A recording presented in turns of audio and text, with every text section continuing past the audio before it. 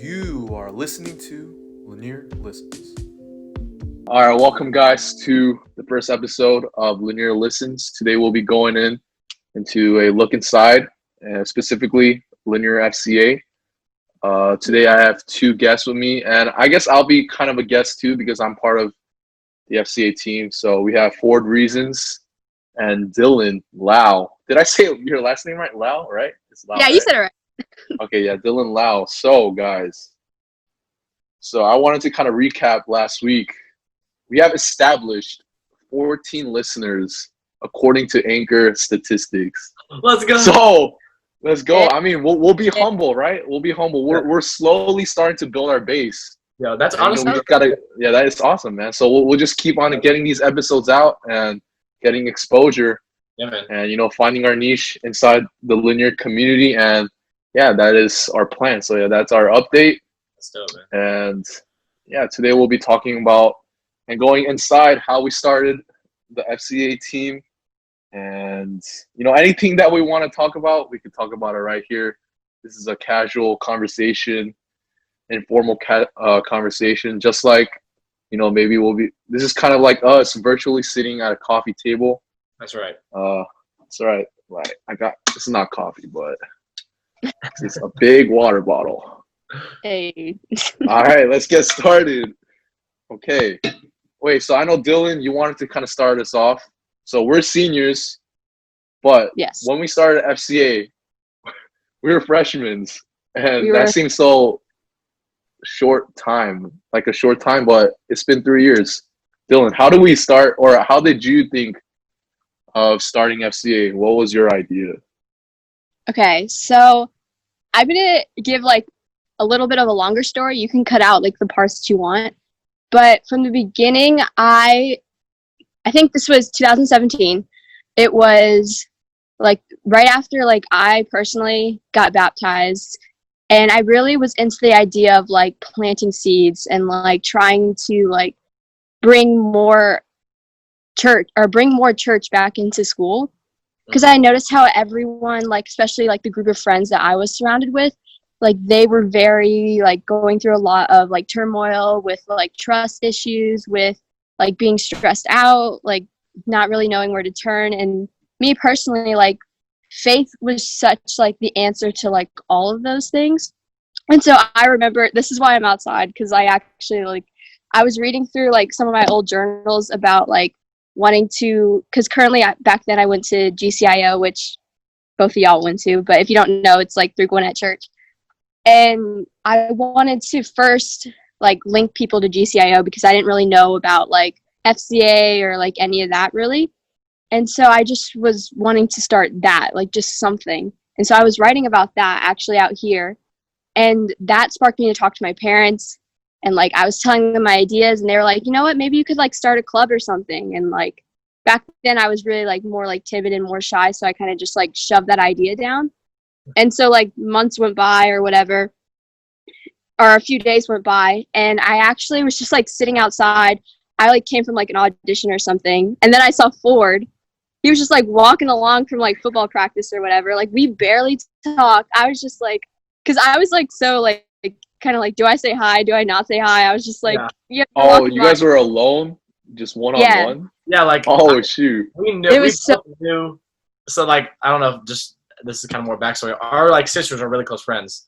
Yeah. And I've always known who Dylan was, but we never have never really connected on a more personal level. And so it was that same exact thing. I was like, do I say hi? What's going on? Yeah. Yo, that's the most awkward thing, dude. It really is. I know it's funny to look back because of how close we are now, but yeah, it was definitely weird.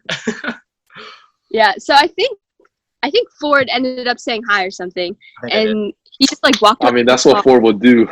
Yeah. It sounds like Ford. And so I think my mom, because talked to your mom, Ford, and was talking about the idea, and I think that's where your part of the story comes in. Yeah. Because when I went home, I think you reached out to me through Instagram or something, because I didn't have your number, and I was just because you were you want to start a club? I was yeah. And basically after that whole conversation, the ball kept rolling, and we just came up with the ideas. I started looking for clubs, and I actually found like FCA was like already established. Mhm. And so basically, yeah, we looked up who the teacher sponsor was, and we met up, and that's how we pulled Daniel in. I'm pretty sure Ford and Daniel were talking. Yeah. Yeah. Yeah, it was very, very God ordained. Like so many Yes. things had to match up to allow this to happen. And then Danny, you can kind of tell your part of the story. I don't. You remember it more than I do. But I had reached out to you. I'd reach out to you like, yo, we got this idea. Like I knew you were really good, worship leader and all that. And I was like, yo, like we need him on the team. And then you hit me back. You were like, yo, that's crazy. I actually already emailed the current FCA sponsor. I think isn't that what you said, right? I just remember that. Yeah, for that part, I just remember that Ford, you texted me first. You're like, yo, Daniel, Yeah. if you're up, I don't exactly remember the exact text, but it was something like, if you're up for something, then I got a very cool thing that you could be part of. And I was like, yo, man, what is this, dog? But I was like, yo, let's get it. And, I don't remember anything after that, but yeah, or I do, but not that specific chat. But then after that, I just remember I remember, it's kind of hard to explain, but I remember I asked you, I was like, wait, I was so curious. I was like, yo, Ford, you have to tell me what this is.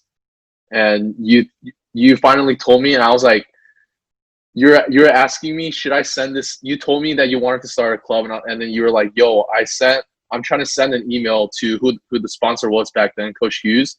And I was like, wait, yo, Ford, I think you should kind of think about it one more time, because I already sent an email and I kind of felt bad. That's right. I kind of felt bad because I was like, wait a minute, this doesn't make sense, because it doesn't add up, because I already sent an email to Coach Hughes and then Ford is sending another one. Like, I don't know how it's going to work out. So I was like, wait, I should tell Ford to think about it one more time. I don't know what my thinking was. I was just like, I was so shocked that Ford was thinking of the same thing, that I was just like, yo, wait. Like, yeah, I was like, wait, you should wait like 2 days. That's funny. And then, Ford sent you sent it, right? Mm-hmm.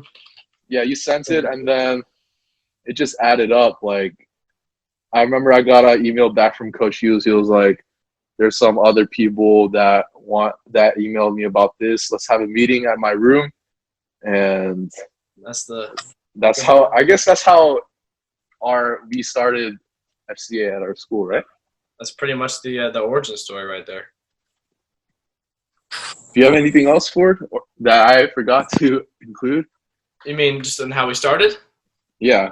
I think that was it, man. And then from then it was pretty much just a process. And honestly, this is where, and I think we'll get into a little bit more later, of like kind of what we've learned from starting this club is like, yo, it was not a very easy process, not a smooth process. It was that is so true. That is so true. It has been like, oh my gosh, I can talk all day about that. Yeah. We had to come in with, like, we were freshmen and there were senior FCA leaders, but the FCA wasn't active. So trying to figure out, hey, we've got these new ideas, and hey, this is how it's always been done. And like, as freshmen trying to lead senior, like, imagine if we were seniors, and like freshmen came in and they're like, yo, guys, we're taking over, or like, you know what I mean, dude? Yeah. Now looking back at it, I don't know, dude. I know, but those seniors were probably pretty shocked. Yeah, probably. Like, I remember back, like, the first meeting that we all went to, I think you were there too, Daniel, and like, we met all the leaders, and like, the way they talked about it, they made it sound like there were like 10, 15 people like showing up to meetings, but like, you could tell like there was like no energy there. Like, as soon as we came, like, I remember all of like the ideas started like coming up. Like, you know how we have like all are welcome or come as you are? Like, I remember that being like what we created that first meeting, and like how we wanted meetings to be structured. Yeah. Like, I remember them talking about how it kind of died because in years like past, they had leaders kind of like how we are right now, like really good leaders. Then they graduated and it kind of like dispersed. And I think it's really cool, like what we're doing. Like, hopefully this will inspire like the people coming after us. Yeah.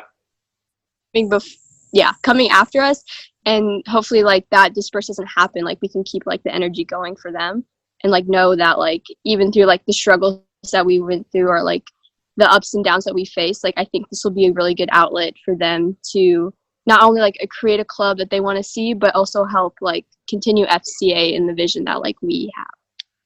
Yeah, I want to talk about the ups. So personally for me, when you first start something, or like for example starting a club, or trying to learn guitar, or getting into football, or I don't know, anything that you suddenly become passionate about, when you first start it, you just become so passionate. And for me, when I become passionate, I don't look at the details.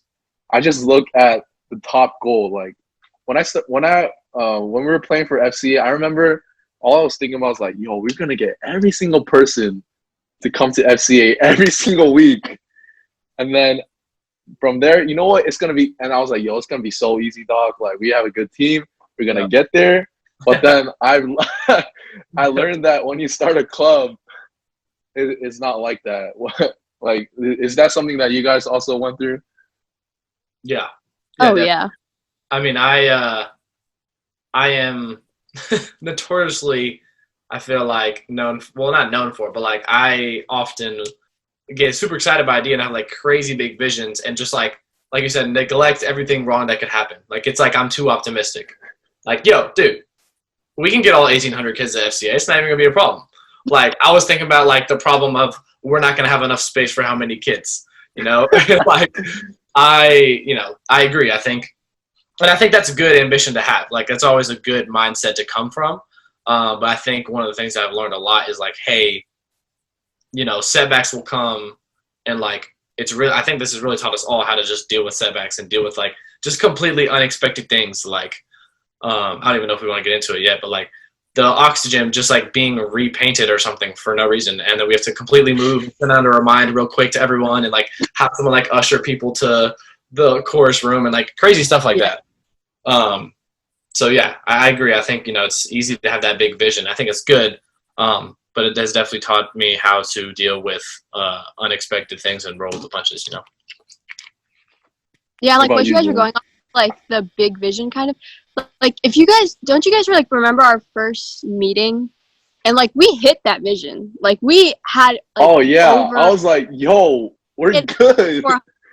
Yes, we were like pouring out. It was crazy. Like that first meeting like blew out of the water. Like it was so incredible. And just like as that time went on, like I feel like what you guys said, like we learned so many things. And like even though the club probably hasn't been like that high capacity, like the whole keep of it, and just seeing it like grow, and seeing each of our like leadership skills and our own personality just like grow and like form within the club, like it's been incredible. So yeah, I remember the first meeting. Yo, how many people do we have though? Bro, it was at least 80. It was yeah, crazy. it was at least 80 people, and I just remember, I tried so hard to like stay humble, because I always remember my pastor telling me in church, and faith is not about how many people you bring, but it's about your heart. Yeah. And inside I was like, oh yeah, dude, it's about my heart. And but then being a human, inside my head, I'm just thinking, let's get it, man.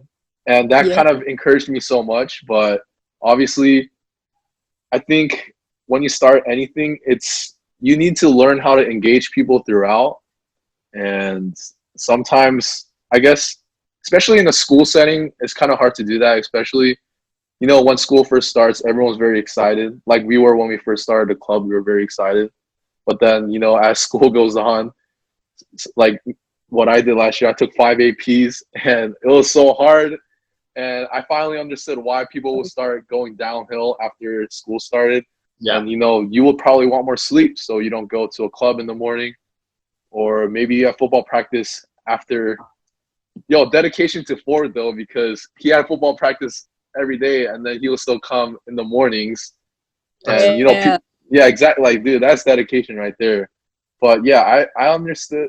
I think something I've learned is no matter how well you start something, you need to learn how to engage people and learn how to continue to make people to kind of enjoy coming. And yeah.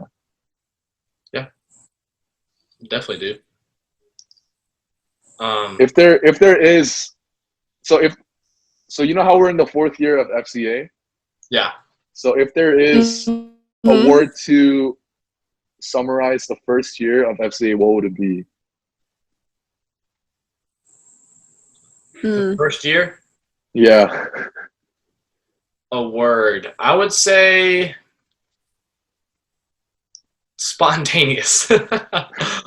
Because it was very, I feel like the first year, I don't know, maybe it's just me, but it's like we went from like no FCA at all to like, I want to start a club, Dylan wants to start a club, Daniel wants to start a club, all together, boom, first meeting, 80 people, and then it's like 30 people, and then it's like 70 people, and then it's just up and down, and us trying to learn. We're all very new to this whole thing. I don't know, spontaneous maybe is the word I'm thinking of, because it was a very, very much a learning year for me, at least. I don't know, what do y'all think?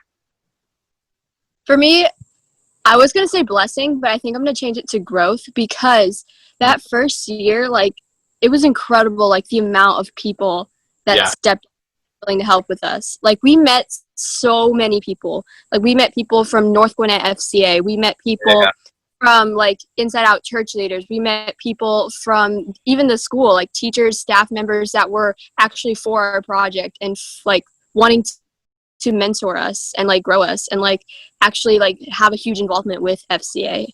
And I thought that was, like, super, like, it was unbelievable, like, what, like, us having this small idea being able to grow in, like, that capacity, and then people wanting to project it even more to the student body and beyond. Yeah. It's good stuff. Yeah. Let's talk about the second, let's talk about the second and third year. Well, what do you guys remember about the second and third year? Or maybe just the second and then the third?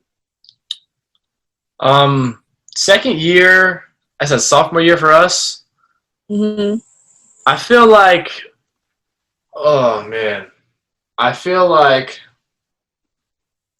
it's funny that, like, as I'm thinking of it, like the FCA, the way FCA went and the words I'm describing FCA is kind of like how I'm just like how I felt about like the entire school year as like myself. So like, I don't know. So I mean, sophomore year for FCA, I think it was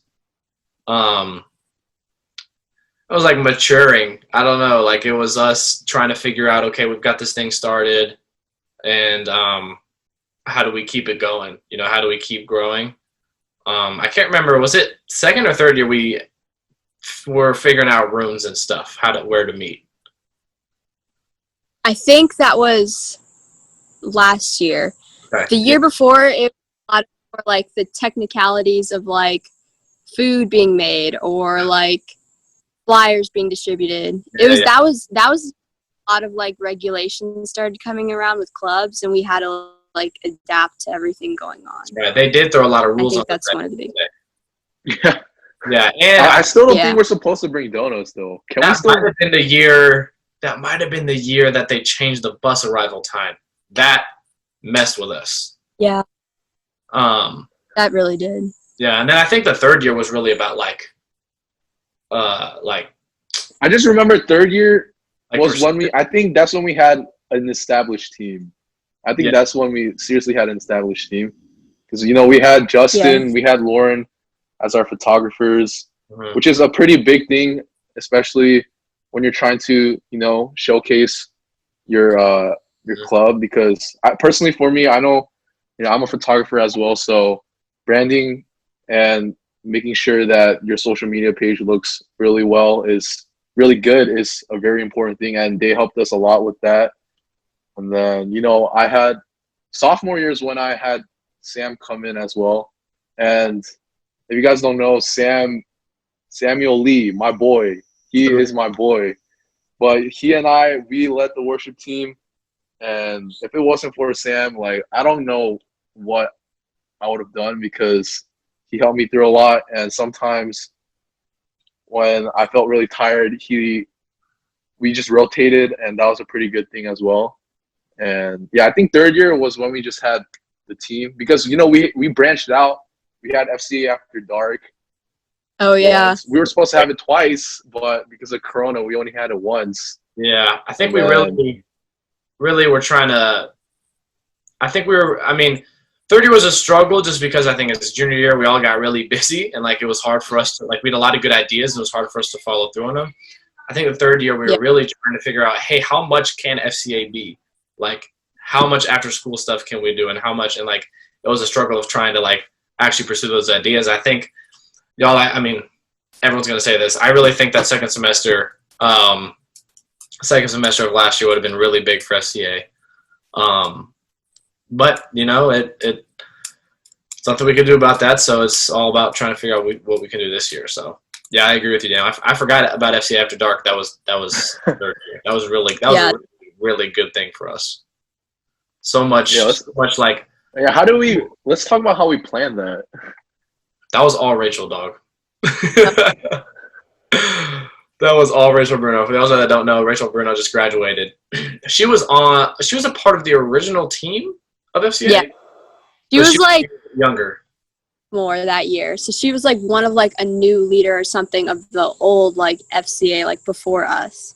Mm-hmm. And, I think she just got really excited from us. I don't even think I remember meeting Rachel. I just remember her always being there. I'll be honest. I don't remember meeting Rachel. I'll be so honest. Yeah. She was really quiet and stuff at the first couple of meetings. But, then she started doing some really big things in her life, and she just was on fire and still is. But, handled all of our social media, basically planned all of FCA After Dark. I think it was pretty much – yeah, it was basically her. She did a great job. She planned everything, basically. The coolest thing for me about that was seeing all these rival schools, that are always competing, just under one name in Jesus, and really dope stuff. I wish we could have done it again. Yeah, that was so cool. When she created the flyer and all the other FCAs started posting about it. That was so cool. Up and you're just whoa, people are actually wanting to come to this. And wasn't there a guy who drove from Johns Creek or something, or from the Atlanta area? That was crazy. Johns Creek. So actually, it's funny you mentioned that. So just cool connections and stuff. That kid now goes to Kennesaw, where Rachel's at college now, and they met up again. And he was like, "Oh my gosh, I remember that SC After Dark." And he was talking about me and Jessica, people that he remembered meeting at that thing. So super cool. That it had that impact on some random kid from Johns Creek that he remembers it. You know what I mean? Yeah. Yo, that's crazy. I know. Yeah. Wait. Yeah, that is. She told me that. Wait, so they didn't know each other before, right? Mm-mm. Yo, wow. I mean, that's what FCA After Dark was about, though, right? It was about creating connections between other school FCAs. And I just remember that, I think, so personally for me, FCA, I've had a lot of personal growth through it. I remember that FCA After Dark, Rachel wanted me to, so we had that meeting at, what was that place called again? The Young Life Farm. What? The Young Life Farm? Oh, yeah, the Young Life Farm. Yeah. The person, Rachel had connections. I don't know. Yeah, she had connections. And somehow we got to be able to use that place. And I think she wanted me to lead worship with another person, Blaine. And I just remember Rachel told me that a week before. And I was like, wait a minute. I wasn't expecting this. And personally for me, I learned a lot through FCA to, adapt and be flexible and also kind of include other people. I think I like to be self-centered in a way, and I like to make a lot of things about me.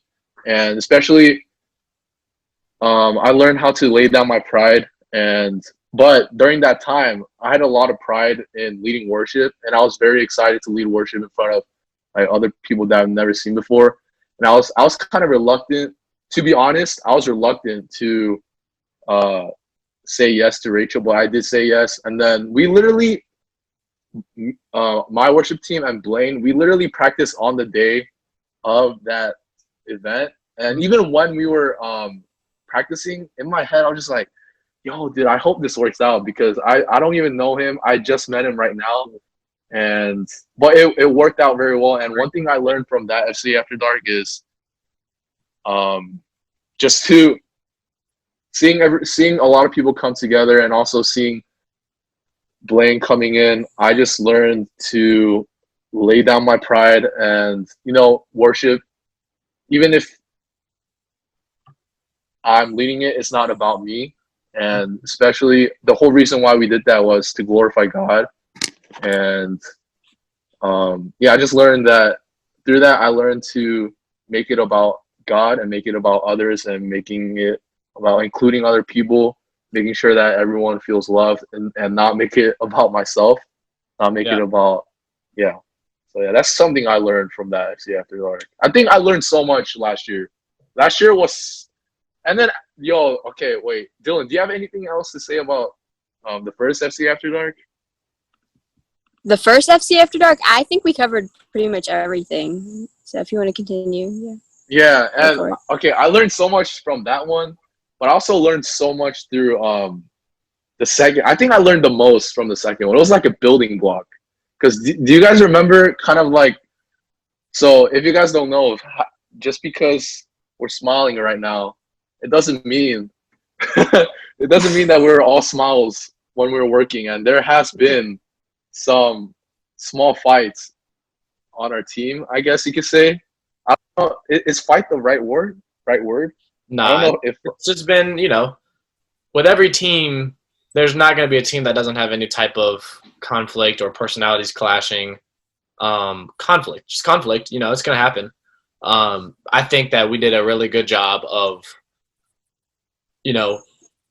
bringing ourselves back to our purpose that we figured out when we were freshmen, and working through it. And I think that, like you said, our established team is stronger today because of it, Yeah. And so like, I won't get too into it because I think it's pretty personal, but I remember the reason we had that fight was just because, not a fight, but disagreement was because of something related with participation. And at least for me at that time, I just felt like second semester, it was kind of hard for everyone. And, a lot of Rachel was a senior, and, I'm taking 5 APs, and we're also busy. And I wanted us to stay committed. But at that time, I wasn't thinking about other people. I was just thinking about myself. And I was just saying, dude, like, we had a leadership meeting, and someone didn't come, and I was just like, dang, this is kind of bad, because I felt like for me, I was giving it my all, but then I felt that other people weren't. So I got kind of mad at that point. And then that week we had a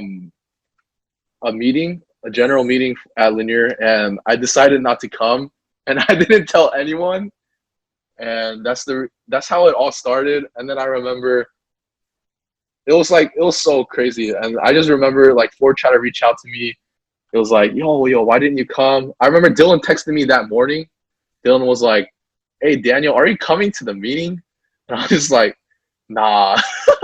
I remember I said nah. And then I remember Ford texted me a couple of days later. He was asking me if anything was wrong, and I didn't respond for like 3 days.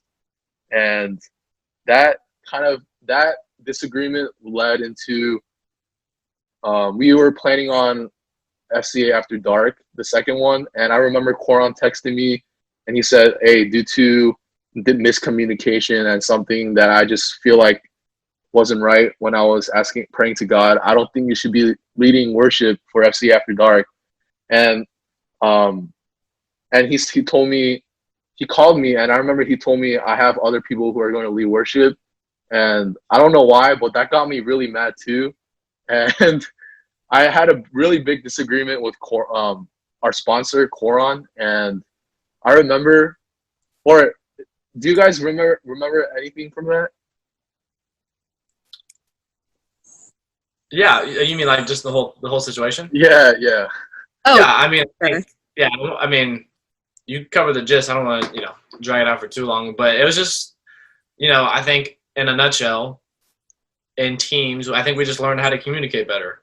There was just conflict due to miscommunication, and I think like it goes back to the things that we've learned through FCA.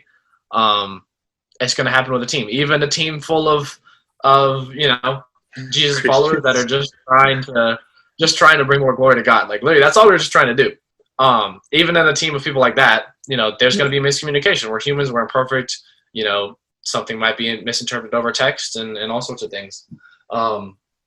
So yeah, I think that it was bound to happen. It wasn't even like, I mean, I want to say it wasn't. For me, that was like a really big thing in junior year. Like I remember at my church, in my small group, we're going around sharing some big stuff that happened in 2019, or no, not 2019. In the last half of school before Corona, and I remember I was just like, I explained this whole thing, and like it was like, I personally, for me, this disagreement where I put a lot of my pride on the line, and then where I became humble, and I think I learned a lot through that on how to be humble and how to communicate, like Ford said, and we reconciled, and I think that made us a stronger team, and I know it created a stronger relationship with us too. You guys remember that one night where, like, I remember I called every single leader on the FCA team, and I didn't know you did that. Okay, huh? I know I did. Because I was. Oh, yeah. I was just chilling there, and if you guys know, like, if you ever heard of like personality test or anything, like, if you heard of like the DISC one, I'm like an S. So I like when I get like thrown off like that, it freaks me out. But explain what an S is. I don't know like, what an S is. I forgot. Okay, S is like steadiness. Like they are very good listeners. Like they will try to like the peacemakers, I guess, like try to make everyone's idea into one, and just try to like we're like the loyal kind, but also we're very like, when we need to be authoritative or when we need to make decisions we know we need to make, we can kind of be passive by it, or we can kind of like, because when this all started happening, like I personally, like this is a fault of mine, and I personally am sorry I never did anything before, but like I noticed this stuff happening like early on, and I didn't make an effort to say anything. I didn't make an effort to say, hey, like we need to have like a team meeting. We need to discuss this like right now. Because obviously if we addressed this sooner, if we have said like, if we have communicated effectively, I feel like this could have ended a lot quicker and a lot swifter. Well, and so when Daniel called me, I was just like, okay, like I just need to like just say this all. I need to make sure like he actually 100% understands like where we're coming from, like what the team is missing and what he's like trying to say. Because like I understood like where he was coming from, but I didn't know how to like reflect that off into like the other members of the team. And I didn't know how to like tell you as well that like I understood where you were coming from. Yeah. And so it was very hard for me to like tie it all together. Even though like I remember, I knew it was, you can continue. Yeah, I remember I called Dylan, Rachel, and Coach Jones called me before I called him. And I also called Coron. And I remember I was trying so hard to not cry. I don't know why, but like I just remember, like for me, that hit me so hard. Like that, the learning curve on that. Looking back on it, it was a really big learning curve. I'm so thankful for it because now I know what to do in those situations. Like if you guys like communicating and those kind of things, working as a team.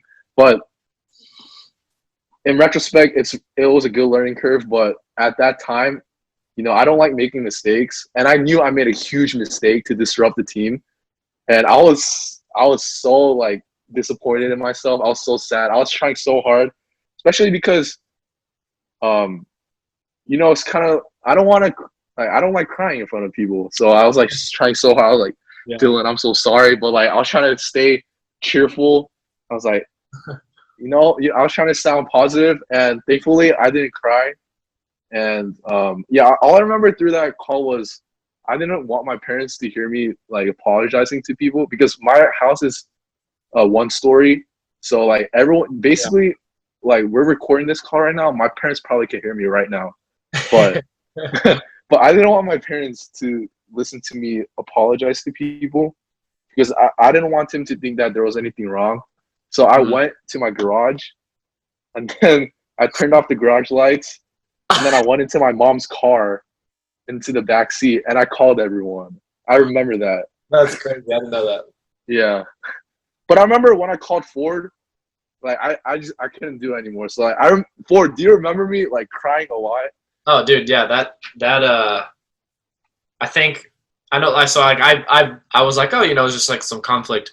And, like in the grand scheme of our team, like it was just a little bump in the road. But I remember for you, bro, like I'll never forget that conversation we had. Like like through the conversation, I could hear you grow like as a person. It was really cool.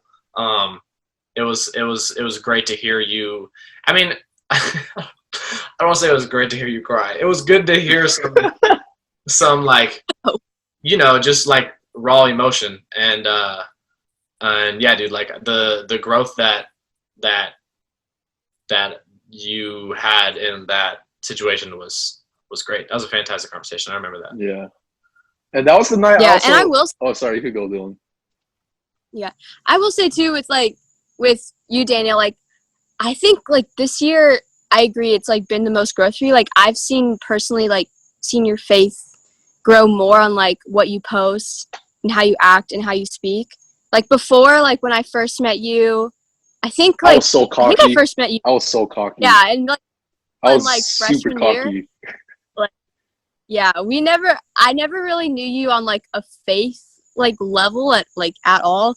Mm-hmm. And I never seen you like speak about something like you're passionate about. And so just seeing you grow through that has been like incredible. Like same with you, Ford, like just seeing you guys just like step out in ways that aren't usually normal for like high schoolers our age. Like even with their seniors, like not many seniors like step out in this kind of way.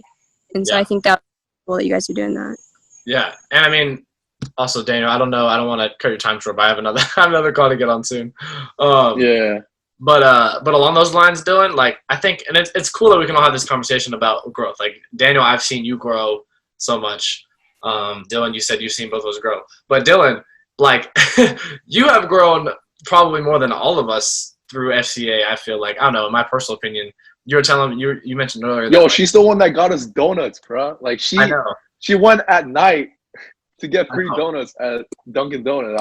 That's crazy. Yo, but you were so, like you said, you were so shy freshman year. Like I remember you freshman year, you were so shy, so timid. Like I remember in meetings a few times, I could like see you trying to say something, but like you didn't want to interrupt anyone. And so I'd be like, yo, so like I was thinking, and I'd be like, go ahead, Dylan. And like just to let you speak, and like, and now you're like this. Do you remember that? I don't know if I yeah, I yeah, I can do that. And I always try, because I always feel like all the ideas come like spilling out. And so I always kind of just like look at you because I know you'll say something. And then when you direct it to me, I kind of just like, okay, how are we going to organize all this? Like, yeah. Right. And I think it's incredible. Yeah, I didn't know. I honestly, like Dylan said, I didn't know her that much in ninth grade. So I didn't know she was shy. But like now when I'm talking to her, or when I see her like going in front of people to speak, there is no way I would think that she had trouble with speaking in front of people, or like those kind of things. That's crazy though. Yeah, you are so like the change in like your boldness and confidence, just like I'd say just in general, like has been like dope. It's been awesome to see. And I think we've all grown a lot through this club, and we're not done. We're still seeing. We're not done. We have one more year. I'm excited. Yeah, guys. For those who are listening, if you guys want to grow a lot, then just start a club. Okay, guys. Just start a club and get a team, and just get to know people, and there's going to be a lot of ups and a lot of downs, but in the end, as long as there's communication and good love and good vibes, you're gonna grow. That's right. You're gonna grow. Oh, yeah. Is there any? So if there is anyone that wants to start a club at Lanier, I know that we talked a lot about our faith, but there might be people who don't know Jesus or who don't believe in Jesus. So obviously, we kind of want to pander it to them as well. So obviously, those kind of people might have interest in starting another club. To wrap this up, is there any advice that you guys would give to people at Lanier who wants to start any sort of club at Lanier? Okay, I got it. I got you. So for starting a club, get a group of people who are really invested in the idea, and then also get a teacher sponsor who is willing to bounce that idea. After you do that, you can basically make a written statement and talk to like a counselor, and that is how you get the ball rolling. It's going to take a lot of people to talk to, a lot of emails, a lot of trying to figure out like, what do we want out of a meeting? What do we want out of these time things? But don't let that like overwhelm you. The whole point is you create that reason why, you create that mission statement, you create like what drives you as a club. And so when you have that like motivation, use that to create those different outlets, to make those emails. And also don't put it all on your shoulders. I think that's something that all of us have done as a club. Like we would put it all in our hands. When we have easily 5 or 6 leaders that are willing to help out, we'd always just put it, like we'd always be the ones like controlling it or like doing this or that. But it's okay to give that control to other people, especially if it's those that you trust and are willing to grow with. So, yeah. Yeah, that is beautifully said. I think find a group of people that's passionate about it and then trust them. You know what I mean? Trust them to do stuff. Find a teacher and then like really, this is like really basic advice, but just do it. If you have an idea, just like do it. If it weren't for like us meeting up and being like, oh, there's other people that want to do this too, I don't know if it would have happened. There's always that like, oh, like no one will come. Like, don't worry about if people are going to come. Don't worry about the logistics of it. If you have an idea, everything else will fall into place. Just get started. Email a teacher, find a sponsor. You know, the people at Lanier, they know the teachers know what they're doing and they can help you. So just like take the leap of faith and start it, and everything else will fall into place. Yeah. The thing I would say is to stay focused. I think if you focus so much on, or stay focused on the right things, if you stay focused on the wrong things, like how many people are coming or engagement, or kind of when you're in a team, there's like a vibe in the air that is not, it's not something that you could explain, but like, you know how like if you're in a group setting, there's sometimes like a good vibe or a bad vibe. Like sometimes in a team, there might be some not bad vibes, but it's just kind of like everyone's tired or kind of burning out. But don't let those kind of things, don't focus on those kind of things. Just remember why you first wanted to start that club. Remember why you go back to the reason why you became passionate about whatever that idea was. Yeah. And yeah, if you are burning out or something, I would say to go back to the reason why you first started. That would be my advice. Mission statement. Make a mission statement. That'll help. Yeah. And then one thing I would say is, if you're starting a club, make a video like on that. Maybe you started a club on that day. Like that day, make a video of why you wanted to start it. And then when you're feeling unmotivated, just keep watching that video. I swear it will help a lot. That's what I do. But yeah. Anything else that I do? We went pretty long. Anything you guys want to say? One more thing. If you guys want to get the club out there, please advertise for it. There's so many clubs out there who have such like little numbers that like want to open it up or want to hit certain types of people in the community or in the student body. So please just like talk about it. Please advertise about it. I know it does not matter about numbers. It does not matter about numbers. But if you want people to know about your club and just like have them know that's an available option for them, like do it. It's so simple and it's so easy to do. Yeah. All right, guys, that wraps it up. Thank you, guys. If you guys have made it to the end of this pretty long podcast, then thank you so much. You have been a loyal member, and you will get a free high five. Free high five. Hey, wait, are you guys watching this on YouTube? High five. High five. Boom. All right, guys. Thank you guys so much for tuning in into a look inside. We went pretty deep into how we started FCA and all the stories. But yeah, thank you guys so much for watching. Peace. All right, good stuff, y'all.